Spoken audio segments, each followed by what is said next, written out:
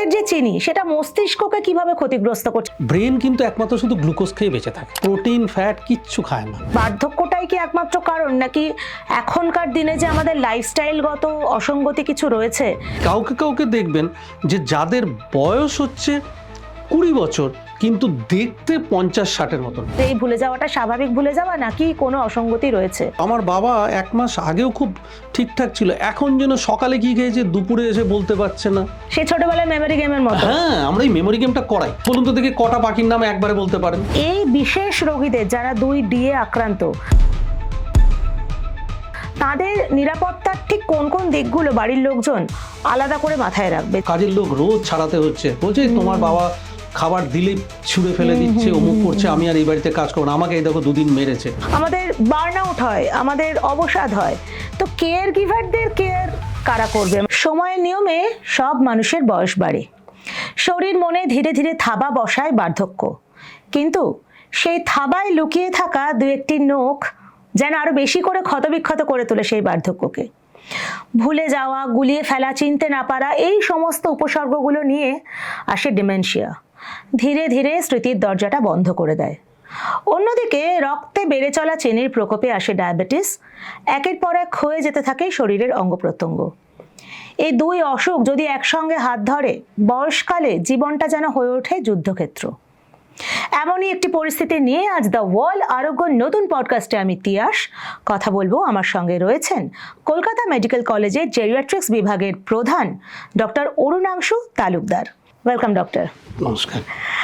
আমরা আজকে কথা বলবো বয়সকালের 2D, ডায়াবেটিস অ্যান্ড ডিমেনশিয়া। বয়সকালে যখন ডিমেনশিয়ার ঝুঁকি আসার সম্ভাবনা তৈরি হয়, যারা আগে থেকেই ডায়াবেটিসে আক্রান্ত তাদের ঝুঁকি কি একটু বেশি হয়ে দাঁড়ায়? ভারতবর্ষে ডায়াবেটিকের সংখ্যা পৃথিবীর 2য়। এতই ডায়াবেটিক আমাদের এখানে, আর যত দিন যাচ্ছে ডায়াবেটিসের সংখ্যাও বাড়ছে। তার মানে আর এই ডায়াবেটিস যে কোনো বয়সেই তো হচ্ছে, এখন জানছেন। এই ডায়াবেটিস যেরকম হচ্ছে যে ইয়াং এজে আছে, মিডল এজে আছে, যারা বয়স্ক মানুষ তাদের মধ্যেও এই ডায়াবেটিসটা থাকবে। তো এই ডায়াবেটিসটা তাদের যে একটা সমস্যা, তার সাথে আজকে আপনি আরেকটা যে ডি এর কথা বললেন, ডিমেনশিয়া বা স্মৃতিশক্তি ভ্রম হওয়া, স্মৃতি ভ্রম হওয়া, সেইটা কিন্তু তার সাথেই আসছে। এইবার যেটা আসল যে জায়গাটায় আপনি প্রশ্নটা করলেন যে স্মৃতিভ্রম তো একটা বয়সের সাথেও যেরকম হয়, বা কিছু রোগের কারণেও যেন আমরা খুব সচরাচর বলি যে অ্যালজাইমার্স বলে যে স্মৃতিশক্তি ভ্রম বা ডিমেনশিয়া রোগ আছে, যে সেটা একটা কারণ, বা এমনি বয়সজনিত কারণে হয়। কিন্তু ডায়াবেটিস যাদের আছে তাদের কিন্তু এই ডিমেনশিয়া হওয়ার প্রবণতা প্রায় 50% বেশি।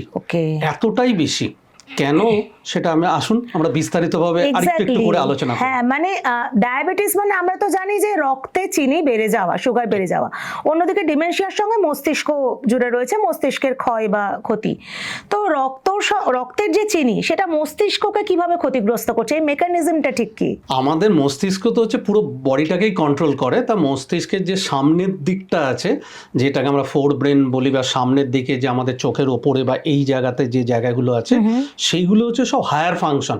এই যে ধরুন আমি আপনার সাথে কথা বলছি, আমি আপনার কাছে, আপনি একটা প্রশ্ন আমাকে করলেন, সেটা ফার্স্ট কি হলো, আমার কান দিয়ে গেল, ব্রেনের এই জায়গায় গিয়ে হিট করলো, সেখানে এটা অনেকটা ইলেকট্রিক্যাল সার্কিটের মতন, বা আপনি কম্পিউটারের মতনও বলতে পারেন, ব্রেনের একটা কাইন্ড অফ কম্পিউটার।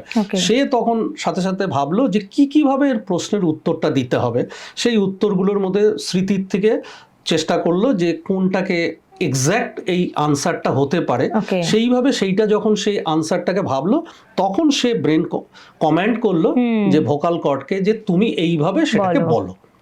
তো এই পুরো প্রসেসটা পুরো কিন্তু কন্ট্রোলড হচ্ছে আমাদের ব্রেনে, কতগুলো ছোট ছোট ব্রেনের মধ্যে কতগুলো জায়গা আছে, সেই জায়গাতে এই যে আমাদের স্মৃতি এবং স্মৃতির সাথে সম্পর্কিত জায়গাগুলো। তার সাথে ডায়াবেটিসের কি সম্পর্ক? ডায়াবেটিসের সাথে সম্পর্ক অনেকভাবে, আমি একটা একটা করে যদি একটু করে বলি, যে আমাদের এই ব্রেন, এটা বিশ্বাস করুন বা না করুন, মানে এটা বিশ্বাস করুন বলাটা ভুল, যে শুনতে অবাক লাগবে, ব্রেন কিন্তু একমাত্র শুধু গ্লুকোজ খেয়ে বেঁচে থাকে। হ্যাঁ, প্রোটিন ফ্যাট কিচ্ছু খায় না। আমাদের এই যে নিউরনস যত আছে, এরা শুধু বেঁচে থাকে শুধু গ্লুকোজ। অদ্ভুত লাগছে আপনি যত প্রোটিনই বলুন না কেন, প্রোটিন দিয়ে মাসল বাড়ছে, হ্যাঁ, হ্যাঁ। ফ্যাটে চর্বি জমছে, হ্যাঁ। আপনার এই ফ্যাট বা প্রোটিন এই কোনোটাই কিন্তু ব্রেনের যে সেল, নার্ভ সেল যেটাকে আমরা বলি, স্নায়ুতন্ত্র বা স্নায়ু কোষ, এগুলো কিন্তু সেখানে এনার্জি যায় না। ও, আপনি যদি প্রচুর প্রোটিন খান, প্রচুর ফ্যাট খান, বডি কি করে? বডি তো নেচার কিভাবে যে তৈরি হয়েছে কোটি কোটি বছর ধরে, ও কি করে সেইগুলোকে ভেঙে গ্লুকোজ তৈরি করে ব্রেনকে খাওয়ানোর জন্য। তাহলে গ্লুকোজের একটা ভালো দিক আজকে প্রথম মনে হয় পাওয়া গেল, যে ব্রেনকে সে শক্তি যোগায়। গ্লুকোজ না থাকলে আপনি পারবেন না, গ্লুকোজ ছাড়া আপনি বাঁচতে পারবেন না। গ্লুকোজের ভালো দিকও যেমন আছে, খারাপ দিকও একদম। ডেফিনেটলি আছে। ভালো দিক হচ্ছে গ্লুকোজ ছাড়া আমরা বাঁচতে পারি না।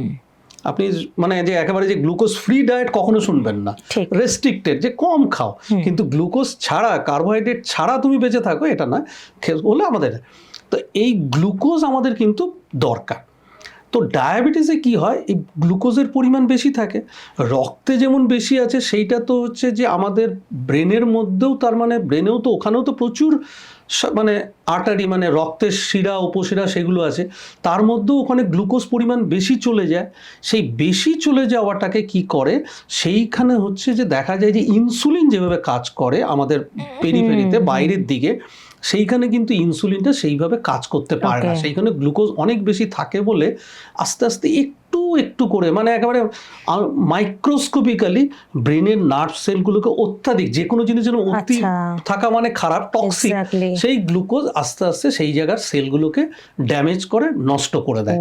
এর ফলে কি হয়, আপনার যে, আমি শুধু আপনার আজকে ডিমেনশিয়া নিয়ে কথা হচ্ছে, এরকম শরীর ব্রেনের অন্যান্য জায়গাকেও করে, কিন্তু এটা আমরা খুব তাড়াতাড়ি চট করে বুঝতে পারি বলেই আমাদের দেখা যায় যে সেই কোষগুলো কিন্তু যাদের সুগারের পরিমাণ অত্যাধিক, তাদের ক্ষেত্রে কিন্তু মস্তিষ্ক আক্রান্ত তাদের হচ্ছে, আক্রান্ত হওয়ার সম্ভাবনা বেশি। সেই কারণে তাদের ডিমেনশিয়া হওয়ার আগে হয়, ঝুঁকিটা বেশি। তো এই যে দুয়ের প্রকোপ, ডায়াবেটিস এবং ডিমেনশিয়ার যে একটা মানে দুটো মিলিয়ে যে ক্ষতিটা আর কি, বয়স বাড়াটাই কি, মানে বার্ধক্যটাই কি একমাত্র কারণ, নাকি এখনকার দিনে যে আমাদের লাইফস্টাইলগত অসঙ্গতি কিছু রয়েছে সেগুলো কি এই ঝুঁকি বাড়ায়? অবশ্যই। বয়স বাড়াটা দেখুন একটা ক্রোনোলজিক্যাল এজ, আপনাকে মানতেই হবে যে আপনার সংখ্যা অনুসারে আপনার বয়স যে যত সালে হয়েছে, যত সাল যাবে তো বাড়বে, প্রকৃতির নিয়ম। আমরা যেটা বলি যে আমাদের এজ কিন্তু দুটো ভাবে ভাবা উচিত। একটা ক্রোনোলজিক্যাল, যে সংখ্যা তত্ত্ব অনুসারে, মানে যে আপনার এত তারিখে বয়স হয়েছে সুতরাং আপনি এত বয়স। আরেকটা হচ্ছে বায়োলজিক্যাল এজ, আমাদের শরীরের প্রত্যেকটা কোষের আলাদা আলাদাভাবে এই ফাংশনটা থাকে, যে কতদিন সেটা ভালো থাকবে, সেইভাবে কিন্তু বায়োলজিক্যাল এজ। দেখবেন বহু লোক আছে যে যাদের বয়স হচ্ছে 70 বছর কিন্তু দেখতে হচ্ছে 40-50-এর মতো। আবার কাউকে কাউকে দেখবেন যে যাদের বয়স হচ্ছে 20 বছর কিন্তু দেখতে 50-60-এর মতো। এই সম্পর্কে আমি একটা ভালো, আমি এটা আমার পেশেন্টদেরও সবসময় বলি, অমিতাভ বচ্চনের পা বলে একটা সিনেমা আছে, একদম পাতে আপনি দেখবেন অমিতাভ বচ্চনকে তার ছেলে অভিষেক, আপনি তো দেখছি সিনেমাটা জানেন, এটা মানে আমি অনেক জায়গাতে এটা বলি যে অভিষেক বচ্চন বাবাকে কাঁধে নিয়ে যাচ্ছে যখন ওর বয়স 12-14, কিন্তু দেখে মনে হচ্ছে বয়স্ক, প্রবীণ হয়ে গেছে 50-60-এর। মানে তার বায়োলজিক্যাল এজটা অতটা বেড়ে গেছে কিন্তু ক্রোনোলজিক্যাল এজটা বাড়েনি। তো এই ব্লাড সুগার যত বেশি থাকে, সেই সুগার বলুন, ব্লাড প্রেশার বলুন, কোলেস্টেরল বলুন, এই যে লাইফস্টাইলের, এই যে আমরা বসে থাকা, আগেকার দিনে যত পরিশ্রম করতো, স্মোকিং, এই কারণগুলো, এগুলোকে আমরা আমাদের ভাষায় বলি রিস্ক ফ্যাক্টর। যে এই রিস্ক ফ্যাক্টরগুলো আপনার যত বেশি থাকবে তত বেশি আপনার মানে মস্তিষ্কের যে শিরা উপশিরা সেগুলো ড্যামেজ হবে এবং কোষগুলো নিষ্ক্রিয় হয়ে যাবে, সুতরাং আপনার আগেই ডিমেনশিয়া আসবে। বয়সটা তত দ্রুত, বায়োলজিক্যাল বয়সটা ক্রোনোলজিক্যাল থেকে এগিয়ে যাবে। ঠিক এই জায়গায় আমি বলতে চাইছি। আচ্ছা স্যার, একটা কথা বলুন, এই ডিমেনশিয়া ধরুন যখন প্রথম কোনো মানুষের শরীরে থাবা বসাচ্ছে, আমরা তো এমনি কত কিছু ভুলে যাই, আমাদের যত বয়স বাড়বে আমরা ভুলতে শুরু করব, স্বাভাবিক। তো এইখানে একটা পরিবারের বিরাট ভূমিকা আসে, যে এই ভুলে যাওয়াটা স্বাভাবিক ভুলে যাওয়া নাকি কোনো অসঙ্গতি রয়েছে, এইটা ঠিক বোঝা কিভাবে যাবে? মানে সাধারণ ভুলে যাওয়ার সঙ্গে স্মৃতিভ্রম, এইটার যে ফারাকটা, এটা কিভাবে চিহ্নিত হবে? এটার দুটো দিকই আছে। খুব ভালো প্রশ্ন আপনি করেছেন, যে এটা নিয়ে আমাদের কাছে যখন পেশেন্টরাও আসে, বাড়ির লোকেরাও আসে, যে তারা এটাকে অনেক সময় ইগনোর করে, বয়স হয়ে গেছে, বাবা করবেই বা মা এটা করবেই, কিন্তু আদৌ সেটা ছিল না বয়সজনিত স্মৃতিভ্রম, সেটা তার ডিমেনশিয়া রোগের জন্য। আবার উল্টোটা হচ্ছে যে ডিমেনশিয়া খুব তাড়াতাড়ি ডেভেলপ করছে, যে বয়সের সাথে আমাদের স্মৃতিশক্তি কমে যাওয়া বা এইটা খুব স্লো, খুব আস্তে আস্তে হয়, একটু একটু করে হয় অনেকটা। কিন্তু যদি ডায়াবেটিস, হাইপারটেনশন, এইসব বিভিন্ন কারণে যে ডিমেনশিয়া হওয়া সেইগুলো, বা অ্যালজাইমার যেখানে কোনো কারণ ছাড়াই হচ্ছে, সেখানে কিন্তু খুব তাড়াতাড়ি সেটা হয়। আপনি তফাৎটা বোঝার অনেক জায়গায় হচ্ছে যে খুব গত 1 মাসের মধ্যে যেন সে বলছে, জানেন তো আমার বাবা 1 মাস আগেও খুব ঠিকঠাক ছিল, এখন যেন সকালে কি খেয়েছে দুপুরে এসে বলতে পারছে না, টাকাটা বলছে এই মনে করতে পারছি না। আগে হলে কি হতো যে সেরকমটা ছিল না। আর যেটা হচ্ছে ন্যাচারাল, সেইখানে হচ্ছে সে হয়তো খেয়েছে কি মনে করতে পারছে না, কিন্তু একটু পরে যখন তাকে ক্লু দেওয়া হচ্ছে তখন ধরে ফেলছে। কিন্তু যার ডিমেনশিয়া হচ্ছে সে ক্লু দিলেও ধরতে পারছে না। এরকম ছোট ছোট কতগুলো জিনিস আমরা বাড়ির লোকেদেরকে জিজ্ঞাসা করি যে এইটা করেছে কিনা, এটা হয়েছে কিনা, তার থেকে আমরা একটা সম্যক একটা ধারণায় আসি যে এটা কি ন্যাচারাল ডিমেনশিয়া, মানে স্মৃতিশক্তি কম, নাকি না ডিজিজ প্রসেসের জন্য। যদি সেটা হয় তখন আমরা আরো কিছু, আমাদের প্রশ্ন আছে, আরো কিছু পরীক্ষা নিরীক্ষা, সেইটা আমরা করে তখন আমরা নিশ্চিত। তাহলে বাড়ির লোকের এই জায়গাটা খুব মনে রাখতে হবে যে দ্রুত ভুলে যাচ্ছে কিনা, আর ক্লু দিলে ধরতে পারছে কিনা, এই দুটো খুব গুরুত্বপূর্ণ। যেরকম একটা ধরুন, আপনাকে আমরা এটা খুব বলি যে কথা বলতে বলতে বললাম যে বলুন তো দেখি কটা পাখির নাম একবারে বলতে পারেন। আচ্ছা, সেই ছোটবেলায় মেমোরি গেমের মতো। হ্যাঁ, আমরা এই মেমোরি গেমটা করাই যে কটা পাখির নাম বলতে পারেন।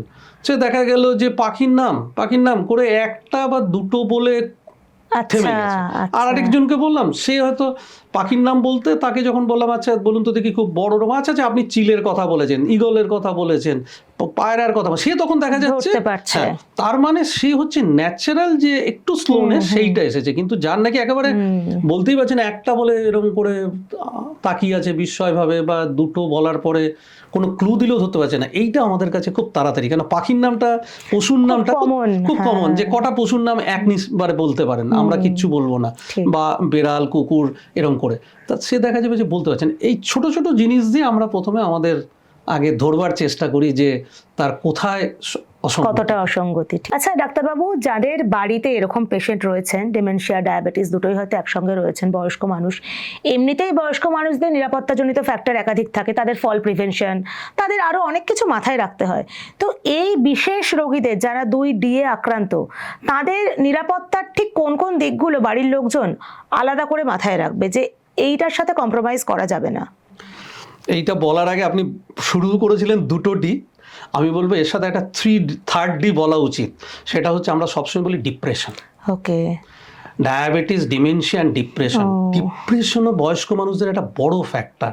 কেন, ধরুন যে 60 বছর বয়স পর্যন্ত চাকরি করেছে, ছেলে মেয়ে মানুষ করেছে, একটা অ্যাক্টিভ লাইফ তার ছিল, অফিস, বাড়ির লোক, ছেলে মেয়ে মানুষ করা, সেইখান থেকে দেখা যায় রিটায়ারমেন্টের পরে হঠাৎ করে তার কিছুই কাজ নেই, সবাই ব্যস্ত। সেই ডিপ্রেশনও কিন্তু তাদেরকে, মানে তার ডায়াবেটিসটার ক্ষেত্রে একটা বড় ফ্যাক্টর হয়ে যায়, ডিমেনশিয়ার ক্ষেত্রে ফ্যাক্টর হয়ে যায়। সেই জন্য ডিপ্রেশনটা কিন্তু আমাদের কাছে এই অ্যাসেসমেন্টে একটা বড় জায়গা, যে হতাশাটা তার মধ্যে না আসা, অবসাদ, মানসিক একাকিত্ব, লোনলিনেস, মানসিক অবসাদ যেটাকে, সেটা কিন্তু একটা, এবং তারা প্রকাশ করে না। তারা বয়স্ক মানুষরা জানে যে, বরং তাদের কাছ থেকে খুঁচিয়ে বার করাটা একটা আমাদের কাছে বড় চ্যালেঞ্জ। তারা নিজেদেরও মনে করেন যে আমরা খরচের খাতায়, আমরা খরচের খাতায় ভাবে যে এই সোসাইটিতে থাকা কি, এইগুলো কিন্তু তাদের কাছে চিকিৎসার ক্ষেত্রে আমাদের কাছে একটা বড় জায়গা। এই যে সিকিউরিটির কথাটা বললেন, এই জায়গাটাতে আপনাকে এই একটা ডিমেনশিয়া মানুষের যে আজ যেটা হয়েছে 3 মাস বাদে কিন্তু আরো কিছু কিছু খারাপ জিনিস আসতে পারে, সেইগুলো ভেবে নিজেদেরকে তৈরি করা। যে প্রথম দিকে হয়তো যে একটু দুটো খাবারটা খেতে গিয়ে 4 বার খাওয়ার পর আর মনে করতে পারছে না, কিন্তু তারপরে দেখা যাবে যে 2 মাস বাদে হয়তো খাবারটা কোন টেবিলে আছে সেটা না। সেই জন্য তাদেরকে যারা পরিচর্যা করেন, যাদেরকে আমরা বলি কেয়ার গিভার, এ দুটো হতে পারে, একটা ভাড়া করা পয়সা দিয়ে রাখা, আর একটা হচ্ছে বাড়ির লোক, মানে ফর্মাল নন ফর্মাল। তাদের কিন্তু এই রকম রোগীদের সাথে কিন্তু ভীষণভাবে অঙ্গাঙ্গী তাদের বুঝতে হবে। সেই হয়তো দেখা গেলে এরকম বহু পায়, জানে তো ডাক্তারবাবু, কাজের লোকটা এসে বলছে যে কাজের লোক রোজ ছাড়াতে হচ্ছে, বলছে তোমার বাবা খাবার দিলেই ছুঁড়ে ফেলে দিচ্ছে, অমুক করছে, আমি আর এই বাড়িতে কাজ করবো না, আমাকে এই দেখো 2 দিন মেরেছে। আপনি বলুন ডাক্তারবাবু, কিছু ওষুধ দিন, বাবাকে ঘুম পাড়িয়ে রাখো। আমরা যখন কথা বলছি তখন দেখা যায় যে ভদ্রলোকের খিদে পেয়েছে ঠিকই, সে খেতেও চাইছে কিন্তু তার আগে তার টয়লেট পেয়েছে, সেইটা সেটা উনি বলতে বুঝছেন পারছে না না। সে হ্যাঁ। যে আমাকে টয়লেটে নিয়ে চলো। সে যে টয়লেটটা পেয়েছে, যে সেটা যে ওই যে বললাম যে ব্রেনে গিয়ে সেটা লোককে Communicate বলা, করতে পারছেন কমিউনিকেট না। করতে পারছে না, সেই জন্য সে খাবারটা ছুঁড়ে মারছে, এটা Caregiver সেটা বুঝতে কেয়ার পারছেন গিভার না। সেটা বুঝতে পারছে না। কেয়ার গিভার ভাবছে যে তার উপরে রাগ করছে, সে ভাবছে আমার এইখানে কেন, আমি একটা অন্য জায়গায় কাজ নেবো, অন্য পয়সায় হয়ে যাবে। আর ছেলে বা ছেলের বউ বা মেয়ে ভাবছে যে বাবাকে এতবার এত লোক আনছে, কেউ থাকতে চাইছে না, আমার বাবাটাই খারাপ।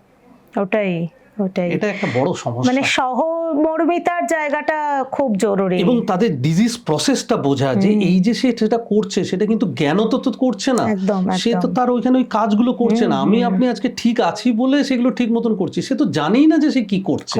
তার সেই exactly। জায়গাটাতেই তো প্রবলেম। সুতরাং সেইভাবে যদি আমরা তাকে না বুঝি, তাহলে কিন্তু তার পরিচর্যা একদমই ঠিক মতন হবে না। একদম। ডাক্তারবাবু, বয়সকালে যখন এরকম একাধিক অসুখ হয়, আমরা যেমন অলরেডি ডায়াবেটিস এবং ডিমেনশিয়ার কথা বলছি, আপনি ডিপ্রেশন অ্যাড করলেন, তো ধরুন ডায়াবেটিসের চিকিৎসা চলছে, ওষুধ, ইনসুলিন বা হোয়াট এভার, যখন অন্য কোনো রোগ চলে আসে তখন তো চিকিৎসার যে পদ্ধতি বা প্ল্যানিং সেটা কি পুরো বদলে ফেলতে হয়, কারণ একটার সাথে আরেকটা অঙ্গাঙ্গিভাবে জড়িত, সেইটা আপনারা কিভাবে প্ল্যান করেন? হ্যাঁ, এই জায়গায় আরেকটা বলি, আপনি বারবার ডায়াবেটিস কথাটা যে বললেন, ডায়াবেটিস কি করে ডিমেনশিয়া করলেন, এটা না বললে একদমই মানে অসমাপ্ত থেকে যাবে। সুগার বাড়লে যেমন ডিমেনশিয়া বাড়ে, সুগার বেশি কমে গেলেও ডিমেনশিয়া হয়। ওকে, মানে হাইপার হাইপো খারাপ। দুটোতেই ডিমেনশিয়া। এবং বিশেষ করে আমরা এখন দেখছি পরীক্ষায় বলছে, কারো যদি সুগার দেখা গেল যে 7 দিন 300-র উপরে, আবার দেখা যাচ্ছে 4-5 দিন দেখা যাচ্ছে 100-র নিচে, এত বেশি ফ্লাকচুয়েট করা, এটা আরো খারাপ ডিমেনশিয়া হওয়ার জন্য। সেই জন্য যা সুগার, ব্লাড সুগার আছে, একটু বেশি আছে, তাকে থাকতে দিন, ওটাকে দেখে বেশি কমানোর চেষ্টা করবেন না। এইটা হচ্ছে আমাদের প্রথম কথা থাকে বাড়ির লোকেদের কাছে, যে ওই রেড না মানে কত আছে না, 180 আছে, বাবার খুব বেশি আছে, ঠিক আছে আমি আরেকটা ট্যাবলেট বেশি করে খাই, 100 জোর করে হুট করে নামানো, এটা না কমানোটা আমরা বিশেষ করে বলি। তো এবং বেশ কিছু ভালো ওষুধ আছে যেগুলো নাকি সুগার এরকম খুব কমিয়ে দেয় না, অথচ কিছুটা কমায়, কিন্তু ডিমেনশিয়া রোগীদের পক্ষেও কাজ করে। এরকম বেশ কিছু ডায়াবেটিকের 2-3টে ওষুধ আছে যেগুলো নাকি এখন আমরা বিশেষ করে যাদের এই দুটো রোগ একসাথে, তাদেরকে বেশি করে আমরা সেগুলো দেওয়ার চেষ্টা করি, যাতে কিছুটা হলেও তার ডিমেনশিয়ার দিকটা উপকার হবে, অথচ সুগারটা কমলো একেবারে বেশি যাতে না কমে যায়। সেই জন্য ডায়াবেটিস উইথ ডিমেনশিয়া থাকলে তাদের যে ডায়াবেটিসের ওষুধ, সেগুলো আমি বলবো না একেবারে তফাৎ, কিছুটা ডায়াবেটিসের প্রায় 12 থেকে 15 রকমের ট্যাবলেট আছে, তার মধ্যে কিছু ট্যাবলেট আছে যেগুলো নাকি এই ডিমেনশিয়া রোগীদের জন্য খুব ভালো কাজ করে। আচ্ছা, এই যে দুটো রোগ নিয়ে বারবার কথা বলছি, এগুলো কি কোনোভাবে প্রিভেন্ট করা যায়, নাকি হয়ে গেলে সেটা সারানোই একমাত্র পথ? ডায়াবেটিসও কোনো সারানোর কোনো পথ নেই, এটাকে বলা হয় ক্রনিক ম্যানেজেবল, সারা জীবন আপনাকে নিয়ে চলতে হবে। ডিমেনশিয়া যদি একবার ডায়াগনোসড হয়ে যায় যে আপনার ডিমেনশিয়া হয়েছে, স্ট্যাম্প পড়ে যায়, মানে আমাদের কতগুলো ক্রাইটেরিয়া আছে যে এটা দিয়ে আমরা বলি যে নর্মাল, মাইল্ড এবং মানে ডিমেনশিয়া, যদি সেই জায়গায় পৌঁছে যায় যে ডিমেনশিয়া হয়ে গেছে, তাহলে কিন্তু আর ব্যাক টু নর্মাল হওয়ার কোনো জায়গা নেই। আমরা যে চিকিৎসাগুলো দিই সেগুলো দিয়ে যাতে ফার্দার আর খারাপটা না হয়, মানে এমন কোনো ওষুধ বা থেরাপি যাতে কিনা এই যে ক্ষয়, এই গতিটা কমিয়ে দেওয়া যায়। হ্যাঁ, এইবার যদি আমরা সেটা খুব আগের থেকে শুরু করি, যে যার হয়ে গেছে তাকে হয়তো পারলাম না, তাকে পারলাম কি যে আর যাতে ক্ষতিটা না হয়, কিন্তু যার হয়নি, হওয়ার সম্ভাবনা আছে, সেই জায়গাতে যদি আমরা তখন থেকে শুরু করি, তাহলে কিন্তু আমরা এটাকে অনেক পিছিয়ে দিতে পারবো। তার মধ্যে বড় যে জায়গাটা একটা আছে, এটাতে বিরাট প্রচুর কাজ হচ্ছে, যে কানে কম শোনা। হ্যাঁ, ঠিক। কানে কম যারা শোনে তাদের ডিমেনশিয়া হওয়ার প্রবণতা সবচেয়ে বেশি। সেই জন্য কানের পরীক্ষা করা, কানে শোনাটাকে যাতে এনশিওর করতে পারি, যাতে কানে কম শোনা মানে কি আপনি শুনতে পাচ্ছেন না, ইন্টারাক্ট করতে পারছেন না বাড়ির লোকের সাথে, সোসাইটির সাথে, নিজেকে আলাদা করে নিচ্ছেন, তার মধ্যে আরও ডিপ্রেশন হচ্ছে। এই যে একটা সাইকেল চলতে চলতে দেখা যায় যে আপনার মানে একটা নিজের ঘরবন্দি করে যাচ্ছেন, তার মানে আপনার লাইফস্টাইলও কমে যাচ্ছে, তাতে ডায়াবেটিসও বাড়ছে, ডিমেনশিয়াও বাড়ছে, ডিপ্রেশনও কোথাও একটা বাড়ছে, ডিপ্রেশন আসছে, সেই 3D। এটা একটা জায়গা। আরেকটা প্রিভেন্টেবল হচ্ছে স্মোকিং দুটোতেই ক্ষতিকারক, যে স্মোকিং করলে ডায়াবেটিসও বাড়ে, হাইপারটেনশনও হয়, ডিমেনশিয়াও বাড়ে। এনভায়রনমেন্টাল টক্সিক, এই যে ক্লাইমেটের এই যে ধুলোবালি বায়ু দূষণ, বলছে যে এটাও হচ্ছে যে ডিমেনশিয়া বা এগুলো হওয়ার জায়গায় একটা বড় কারণ। এছাড়াও আরও বেশ কিছু জিনিস আছে যে কিছু যেগুলোকে নাকি আমরা যদি একটু প্রিভেন্ট করি, যে খাদ্যাভ্যাস, আমরা যদি রেগুলার একটু এক্সারসাইজ করি, আমরা যদি একটু বডিদের ফিটনেসটা ঠিক মতন রাখি, সেগুলো করলে দেখা যাবে যে এই ডিজিজ প্রসেসগুলোকে আমরা একটু হলেও মানে গতিটাকে স্লো করতে পারবো। আমি বলছি না যে 100% বন্ধ করা যাবে, অ্যাটলিস্ট স্লো করতে পারবো। ডায়েটের তো একটা ভূমিকা রয়েছে, আপনি বললেন তো, ডায়েট বা নিউট্রিশন যেটা, তো কোনো এরকম ব্রেন হেলদি ডায়েট যেটা কিনা ডিমেনশিয়াকে রুখতে পারে আগের থেকে, সেরকম কোনো ডায়েটের পরামর্শ আপনি দিতে পারেন বা কোনো নিউট্রিশনের? এগুলো তো রিসার্চের কথা, যে মেডিটেরিয়ান ডায়েট, যেটা নাকি মেডিটেরিয়ান কান্ট্রি যেগুলো হচ্ছে যে ইউরোপের, তারা যে খাটাকে তাদের অনেকটাই হচ্ছে যে সামুদ্রিক কিছু খাবার খাওয়া। এবং এটা ভাবা হয় যে এই যে জাপানিজরা এত বছর বাঁচে এবং এত যে তাদের উদাহরণস্বরূপ, যে আপনি যদি ও দেশে, আমিও আমার সৌভাগ্য হয়েছে বেশ কয়েকবার যাওয়ার, যে তারা সামুদ্রিক খাবারগুলো বেশি খায়, হয়তো সেটা একটা বড় ফ্যাক্টর। আমি বলছি না যে শুধু ওই ডায়েটের জন্যই তারা ভালো, কিন্তু সেটা একটা ওই সামুদ্রিক খাবার খাওয়া বা মেডিটেরিয়ান যে ডায়েট সেগুলোতে খাওয়া, তাতে কিন্তু আপনি ফল বেশি করে খাওয়া, ফ্রেশ ভেজিটেবলস বেশি করে খাওয়া, যেগুলোর থেকে আমরা এখন প্রায় কমেই গেছে, হয়রাজ আমরা হচ্ছে জাঙ্ক ফুড প্যাকেজ খাবারে আসছি, যে স্টোরেজ খাবার প্যাকেজ খাবার। তো সেইটা একটা বড় জায়গা, বলে যে নিউট্রিশন একটা বড় ফ্যাক্টর, হেলদি ফুড একটা বড় ফ্যাক্টর। এই যে পরিবারের ভূমিকা নিয়ে আমরা কথা বললাম, কেয়ার গিভারের কথা বললেন, এবার আমাদের এই ছোট ছোট পরিবারে বা আমরা যারা এই প্রজন্মের ছেলে মেয়ে যারা সারাক্ষণ দৌড়াচ্ছি কাজ করছি, আমাদেরও তো একটা স্ট্রেসড জীবন, এবং আমাদের আগের প্রজন্ম যারা আমাদের মা বাবা দাদু ঠাকুমা, তাদের অন্যদিকের এই ধরনের বার্ধক্যজনিত সমস্যা। তো কোথাও একটা গিয়ে সেই স্ট্রেস থেকে আমরা যতটা সহমর্মী হওয়া দরকার হতে পারি না, বা হতে গিয়ে আমাদের বার্ন আউট হয়, আমাদের অবসাদ হয়। তো কেয়ার গিভারদের কেয়ার কারা করবে, মানে এইটা কতটা জরুরি? এই জায়গাটায় বলার আগে আপনি শুরুটা যেটা দিয়ে করছিলেন, যে এই যে নিউক্লিয়ার ফ্যামিলি, আবার আমি সবসময় পেশেন্টদের সাথে দেখেছি, তাদের সাথে সিনেমার গল্প বললেন না, তারা রিলেট করতে খুব ভালোবাসে। হাতি মেরা সাথী নাম জানেন, যে একটা বিখ্যাত সিনেমা রাজকুমারের ছিল, যে সেইখানে দাদু আর নাতি যে কি বন্ডিং, সেই বন্ডিংটা আমরাও ছোটবেলায় যখন দাদু বা ঠাকুমাদের কাছে ঠাকুমার ঝুলির গল্প পড়া, রামায়ণ মহাভারত থেকে পড়া, এগুলো শুধু তারা সময় কাটানো না, এখান থেকে নীতি কথা শেখা, তাদের সাথে একটা জেনারেশনাল বন্ডিং ছিল। সেইটা কিন্তু এখন নিউক্লিয়ার ফ্যামিলি হয়ে যাওয়ার ফলে আমরা কিন্তু সেটা সেই জন্য বাচ্চারাও জানছে না যে কি নীতি কথা ছিল, আর বয়স্করাও যে সেই জায়গাটা দিতে পারছে না। এখন কিন্তু কিছু কিছু জায়গায় কিছু কিছু দেশে কম্পালসারি করে দিয়েছে, যারা বয়স্ক মানুষ তারা ফ্রি সার্ভিস দিচ্ছে, স্কুলে এসে সেই গল্পগুলো তাদেরকে বাচ্চাদেরকে বলা। বিশেষ করে ইন্ডিয়ার কয়েকটা স্টেটে সেটা শুরু হয়েছে, যে কেরালাতে, যে পঞ্চায়েতের মাধ্যমে যে তারা গিয়ে ভলেন্টারি সার্ভিস দিচ্ছে, যে 1 ঘন্টা করে গিয়ে স্কুলের বাচ্চাদেরকে মহাভারতের থেকে বলা, রামায়ণের থেকে বলা, বা বিভিন্ন নীতি কথা পরিবার থেকে সহজেই মিলতো। এটা হচ্ছে যে বয়স্ক মানুষ সেও ভাবছে যে আমি সমাজের জন্য কিছু করছি, তারও একটা ফিল গুড আসতো। এইটা আসার ফলে কি হবে, আপনি যে বাড়ির যে মানে সহযোগ করছিল কেয়ার গিভার, সেও দেখবে যে আরে আমি যার করি সে তো মন ভালো আছে, সুতরাং সে যদি একটু এদিক ওদিকও করে তার কিছুটা হবে না। এটা যেরকম একটা দিক। কেয়ার গিভারের হচ্ছে কি, তার একটা তো স্ট্রেস, সারাদিন ধরে একই রোগী। এরকম আমি জানি বহু বয়স্ক মহিলা আমার কাছে আসেন, যেন 10 বছর ধরে তার স্বামীর সেই পক্ষাঘাত মানে হয়ে পড়ে আছে বাড়িতে, সেইভাবে তার সেবা শুনে সে নিজের আর কিছু নেই, বাড়ির বাইরে কোথাও যেতে পারে না। দুর্গাপুজোতে বাইরে গিয়ে যে অঞ্জলিটা দিতে যাবে, ভাবে যে কি করে তাহলে এই সময়টা কে দেখবে। এর ফলে কিন্তু নিজে আস্তে আস্তে সেও নিজে ক্ষয়ে যাচ্ছে। তো এই জায়গাটাতে আমরা বলি, আপনার যদি আর্থিক সচ্ছলতা না থাকে, বাড়ির মধ্যে তার কাজটাকে 2-3 জনে ভাগ করে নিন। ঠিক, যে স্ত্রী করছে কিছুক্ষণ, ছেলের বউ করছে বা মেয়ে করছে, বা নাতি নাতনিদের মধ্যেও কাউকে দিয়ে একটু করাচ্ছেন, বা ছেলে এসে করছে, এইভাবে যদি একটু একটু করে ভাগ করে যে রেসপন্সিবিলিটিটাকে, তাহলে কিন্তু যে কেয়ার গিভার বলে আমরা যাদের বলছি, তারাও ভাববে যে না, আমি একটু আমার নিজের জন্য ভাববার জায়গাটা পাচ্ছি, তার মানসিক স্বাস্থ্যও একটু ভালো হবে। এইটা আমরা এখন খুব এনকারেজ করছি, যে একা আপনাকে না, বাড়ির লোককে, সেই জন্য আমরা ফ্যামিলি কাউন্সেলিং করাচ্ছি, যে শুধু বয়স্ক ব্যক্তি আর যে ওয়াইফ নিয়ে এসছে সেটা না করে বলি যে বাড়ির সবাইকে নিয়ে আসুন। তাদেরকে যখন এই পরামর্শটা একসাথে বসে যদি যখন এটা বলা হচ্ছে, হয়তো তারাও কিছুটা বুঝছে, বলার সাথে সাথে যে হবে তা না, অ্যাটলিস্ট তারা বুঝতে পারছে যে না, আমার মায়ের স্বাস্থ্যটাও আমাদের ভাবতে হবে, যে মা যে শুধু বাবার কথা ভেবে যাচ্ছে, আমাদেরও একটু একটু করে তার জন্য করতে হবে।